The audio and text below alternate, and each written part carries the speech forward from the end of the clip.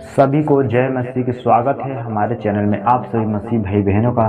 तो आज के हम इस टॉपिक पर बात करने वाला हूं मेरे मसीह भाई बहनों। आपने थंबनेल को देखकर समझ लिया होगा कि कौन सा टॉपिक है। तो आज की मैं इस टॉपिक पर जैसे कि बात करने वाला हूं। अगर आप चाहते हैं कि हम परमेश्वर के एक पवित्र जन बने, अगर आप चाहते हैं परमेश्वर से कुछ पाना चाहते हैं, अगर आपको परमेश्वर को आज्ञा के अनुसार अगर चलना होगा, तो परमेश्वर के बात को जो बाइबल में लिखा गया है वो वचन को आपको पालन करना होगा। क्योंकि परमेश्वर तभी आपको आपकी जरूरतों को, आपको घटी को पूरा करेगा। जैसे आपने देखे होंगे भजन संहिता के 34:10 में लिखा है कि जवान सिंहों की घटी होती है और वो भूखे भी रह जाते हैं, परंतु युवा को खोजियों को किसी भली वस्तु की घटी नहीं होती है। तो मेरे प्रियो, अगर आप चाहते हैं कि हमें कोई वस्तु की घटी न हो, तो हमें परमेश्वर के वचन को ध्यान करना होगा, उस वचन को हमें फॉलो करना होगा, तब परमेश्वर हमारे घटियों को पूरा करेगा। तो आज हम जानेंगे हमें कैसे हमें पवित्र रहना है, परमेश्वर के कैसे कौन से बातों को हमें मानना होगा, हमारे जीवन में कौन सा कमियां जो आ रही है जिसके कारण हम परमेश्वर से कोई चीज नहीं पा रहे हैं। देखिए, कमियां आज उस कमियों को आपके सामने मैं खोलता हूं। और अगर आप लोग इस वीडियो में बने हैं तो वीडियो को पूरा एंड तक देख लेना, ताकि आपको जो कुछ मैं बातें बताऊं आप उन चीज़ों को अच्छी रीति से समझ सके। ठीक है, कोई की समझने वाली बात होती है मेरे प्रियो।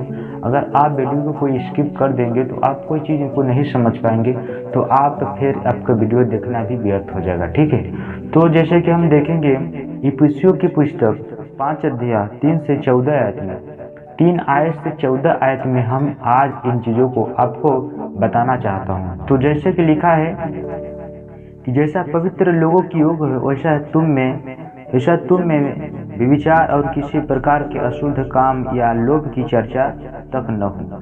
देखिए मेरे प्रियो, यहाँ परमेश्वर साफ बताते हैं कि जो परमेश्वर बोलते हैं जैसे पवित्र लोग का योग है ऐसा तुम में, मतलब परमेश्वर की इच्छा है कि आप पवित्र लोग हो।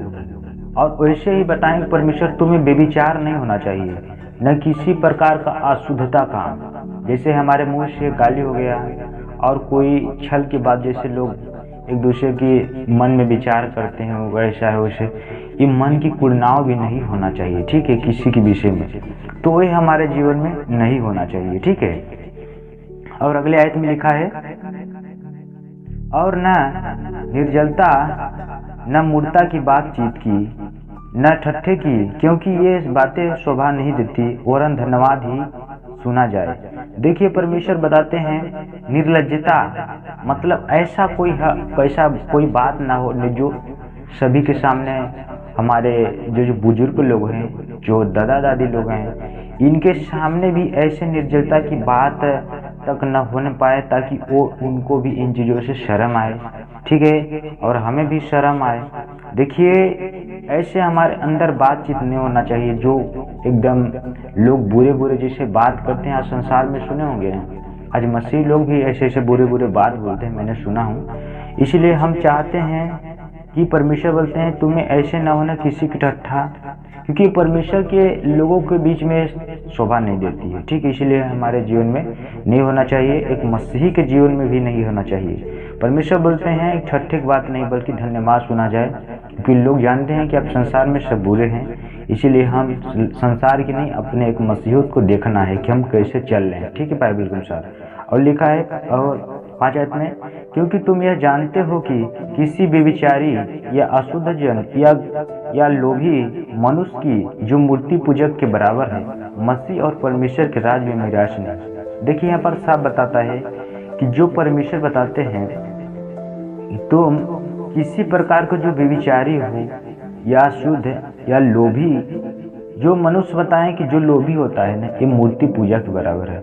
अगर आप संसार में लोभ कर रहे हैं, मसीह को जान रहे हैं, लेकिन आप लोभ कर रहे हैं, एक मूर्ति पूजा के बराबर है। आप मूर्ति पूजा नहीं कर रहे हैं लेकिन लोभ कर रहे हैं ज्यादा से, तो परमेश्वर बोलते हैं मूर्ति पूजा के बराबर है। इसीलिए बताते हैं मसीह और परमेश्वर के राज में निराश नहीं, उसका कोई निराश नहीं है, उसका कोई आश नहीं है, जो परमेश्वर से सोचता है कि हम मांग लेंगे, हम संसार में इतना बड़ी लालच करते हैं। देखिए, अगर हम संसार में लालच करेंगे तो परमेश्वर से कुछ नहीं पाएंगे।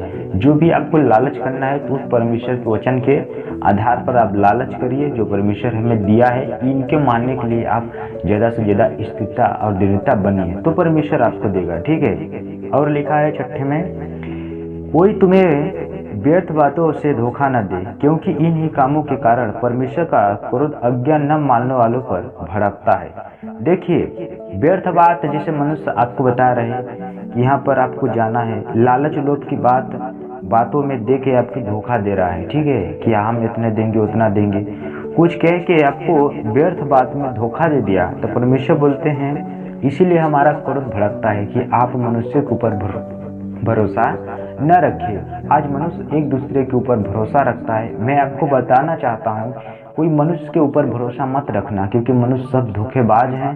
क्योंकि यहाँ पर कोई धर्मी नहीं है, इसीलिए सच बोल ही नहीं सकता है, ठीक है। इसीलिए मनुष्य को बातों पर हमें ध्यान नहीं करना है। जो परमेश्वर ने हमें बाइबल से दिया है वचन, यही सत्य एक वचन है, यही सच्चाई के मार्ग है, ठीक है। इसी के अनुसार हमें चलना है। और लिखा है 7 में, इसीलिए तुम उनके सहभागिता न हो। मतलब परमेश्वर बोलते हैं, इसीलिए तुम उनके सहभागिता न हो जो लोग धोखा देते हैं व्यर्थ बातों में, ठीक है। और लिखा है 8 में, क्योंकि तुम तो पहले अंधकार थे, परंतु अब प्रभु में ज्योति हो, अतः ज्योति की संतान के समान चलो।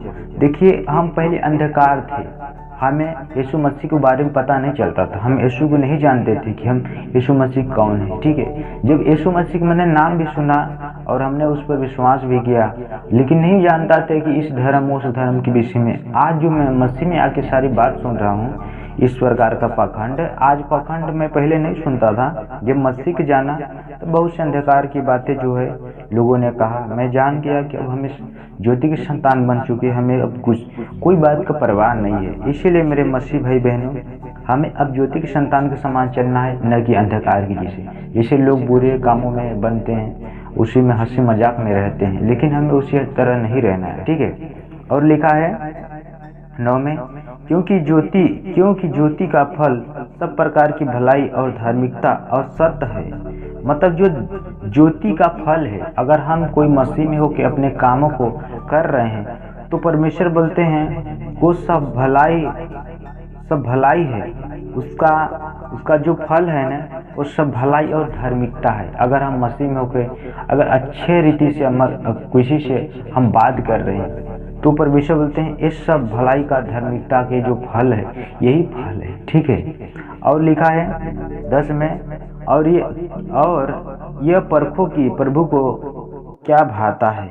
मतलब हमें समझना चाहिए, परमेश्वर से पूछना चाहिए कि परमेश्वर क्या चीज हम करें क्या ना करें, क्योंकि परमेश्वर ने आपको पवित्र आत्मा दिया है जिसके द्वारा हम समझ सकते हैं। यीशु मसीह ने स्वर्ग इसीलिए चले गए कि एक सहायक तुम्हें भेजे जो सब बातों को सिखा सके, जो यीशु मसीह धरती पर सिखा रहे थे, ठीक ना। तो इसी बातों को हम प्रभु से पूछें ताकि परमेश्वर हमें जवाब दे, हमें आत्मा में, ठीक है। और 11 में लिखा है, अंधकार के निष्फल कामों में सहभागी न हो वरन उन पर उल्हाना दो। मतलब कोई अंधकार के काम, कोई बुरे काम कर रहा है व्यक्ति, अपने मसीह भाई बहने की या संसार में कोई बुरे काम कर रहा है, उसके कामों पर उल्हाना दो। आप बता दो, जो गलत है उसे बता दो कि आप उसे मत करिए, क्योंकि एक गलत है। क्योंकि अगर आप इन चीजों को अगर उल्हाना दे देंगे ना, तो बुरा काम कुछ हो रहा है, जो होने वाला है वो भी नहीं होगा, ठीक है, वो दूर हो जाएगा। इसीलिए हमें अंधकार के कामों पर उल्हाना दे देना चाहिए कि व्यभिचार है जो कोई व्यक्ति कर रहा है, अगर हम उससे मना कर रहे हैं भाई ये जो है ये सब गलत है, ठीक है। एक मनुष्य के जीवन को खराब करने के लिए एक मनुष्य का झूठा का प्यार, झूठा का मोहब्बत जो होता है, जो 4 दिन के बाद वो लोग क्या होते हैं, एक दूसरे से अलग हो जाते हैं, ये सब अंधकार की काम में है, ठीक है। तो परमेश्वर तो उन पर उल्हाना दे दो ताकि मनुष्य अगर इन बातों को आप समझाए रहेंगे, जब जिस दिन अगर व्यक्ति नहीं छोड़ रहा है बुरे काम, अगर उस दिन धोखा मिलेगा तो उसको याद आएगा आपकी बात जो आपने किसी को बताया है, ठीक है, कि बुरे काम है, इससे कुछ होने वाला नहीं है। तो मनुष्य को याद आएगा तो मनुष्य शायद उसमें फिर अच्छे रास्तों में अपनाएगा, ठीक है। तो इसलिए मेरे प्रियो हमें इनको जानना है। और लिखा है अगले आयत में, क्योंकि उनके गुप्त कामों की चर्चा भी लज्जा की बात है। परमेश्वर बोलते हैं उनके जो गुप्त की बात है, जो अंधकार में करते हैं, ये सब लज्जा की बात है।